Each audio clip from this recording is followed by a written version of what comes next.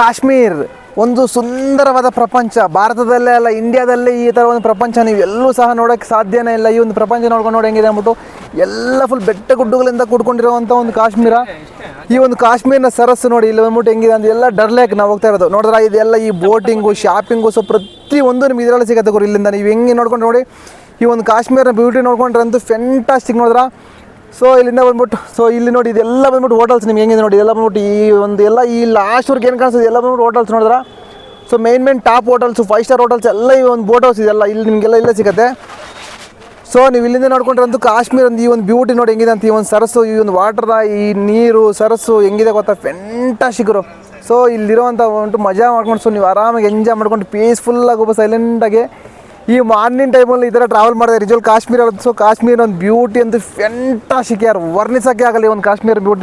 ನೀರು ನೋಡಿ ಹೆಂಗಿದೆ ಅಂತ. ಸೊ ವಾಟರು, ಈ ಒಂದು ಪ್ಲೇಸು ರಿಯಲಿ ಅಮೇಝಿಂಗ್, ಫೆಂಟಾಸ್ಟಿಕ್. ಲೈಫಲ್ಲಿ ಒಂದು ಸತಿ ಅವರು ಜೀವನದಲ್ಲಿ ಸೊ ವಿಸಿಟ್ ಮಾಡಬೇಕಾಗಿರೋಂಥ ಒಂದು ಪ್ಲೇಸ್ ಬಂದ್ಬಿಟ್ಟು ಈ ಒಂದು ಕಾಶ್ಮೀರು. ಸೊ ಲೈಫಲ್ಲಿ ಒಂದು ಸತಿ ವಿಸಿಟ್ ಮಾಡಿ ಕಾಶ್ಮೀರನ ಒಂದು ಬ್ಯೂಟಿನ ಆಸ್ವಾದಿಸಿ ಒಂದು fantastic. Thank you so much. ಇದರ ಒಂದು ಫುಲ್ ವೀಡಿಯೋ ನಮ್ಮ ಯೂಟ್ಯೂಬ್ ಚಾನಲ್ ಹಾಕಿರ್ತೀವಿ ನೋಡಿ. Thank you so much.